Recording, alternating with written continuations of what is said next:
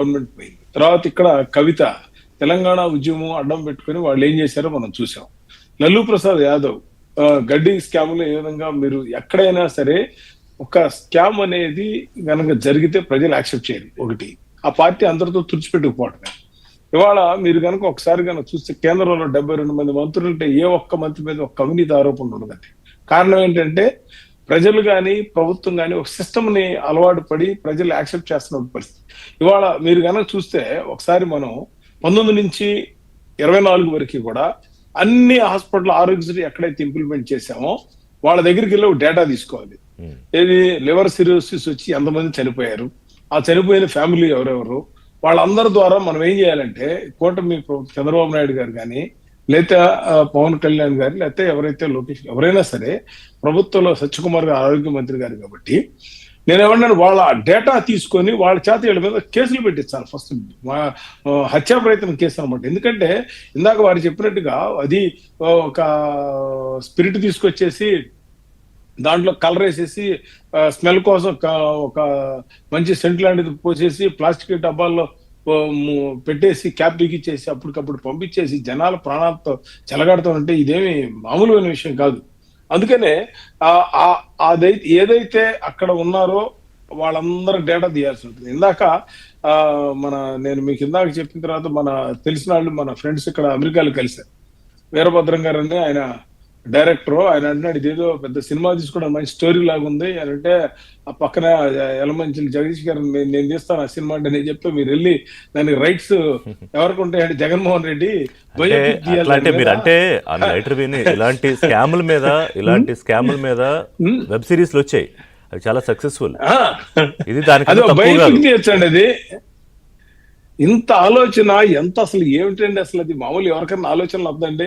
ఎక్కడ Tadepalli head office పెట్టారు, గుంటూరులో బ్రాంచ్ పెట్టారు, హైదరాబాద్ లోనో డెలివరీ పాయింట్స్ పెట్టారు, క్యాష్ ఎక్కడ, చెక్స్ ఎక్కడ, ఒక దుబాయ్ మొత్తం ఎక్కడ ఇంతమంది ఒక సీఎం ఆఫీస్ పనిచేసింది రాష్ట్రం కోసం కాదండి. మొత్తం ఈ డబ్బులు ఎట్లా వైట్ ను బ్లాక్ చేయాలి, బ్లాక్ ను వైట్ ఎడ్ చేయాలి, ఏ విధంగా జనాల దగ్గర మనం వసూలు చేయాలనే దాని మీద వీళ్ళు ఇక్కడ పనిచేశారు తప్పితే రెండోది లేదండి. అది కాకుండా మీకు ఒక వాల్యుబుల్ పాయింట్ ఒకటి చెప్పాలి సార్, ప్రజలు కూడా తెలియాలి వాళ్ళు మన ఏబిఎన్ ద్వారా. అసలు వీళ్ళు గవర్నమెంట్ రాగానే అంత ముందున్న ప్రైవేట్ షాపులు తీసి గవర్నమెంట్ కి మార్చారని ఎందుకు వాళ్ళు ఏం చెప్తున్నారు, మేము ప్రభుత్వం ద్వారా చేయటం వల్ల టైమింగ్స్ మెయింటైన్ చేస్తున్నాం అన్నారు. ప్రభుత్వం అంటే అధికారులు వాళ్ళ దగ్గర టెంపరీ ఎంప్లాయీస్ ఏం అవినీతి జరిగినా వాళ్ళు చెప్పరు, వాళ్ళు శాలరీస్ ఉంటారు. సపోజ్ ఈ షాపులు కనుక ప్రైవేట్ ఉంటే ఏమవుతుంది, స్కామ్ చేయడానికి కుదరదండి. ఎందుకు కుదరదంటే అందులో వైసీపీ వాళ్ళు ఉంటారు, జనసేన వాళ్ళు ఉంటారు, తెలుగుదేశం అందరూ అన్ని పార్టీల వాళ్ళు లిక్కర్ షాపులు పాడుకునే వాళ్ళు ఉంటారు. కాబట్టి అక్కడ దాని ద్వారా వాళ్ళు ఈ స్కామ్ చేయడానికి కుదరదు. చాలా తెలివితేటలుగా నేను రేట్లు పెంచి ఆరోగ్యాన్ని రెగ్యులేట్ చేయడం కుదరదు. అది తర్వాత రెండోది ఏంటంటే వాళ్ళు నాన్ డ్యూటీ ఎన్టీపీ అంటే నాన్ డ్యూటీ పెయిడ్ లిక్కర్ అంతా 25% అమ్మారంటండి.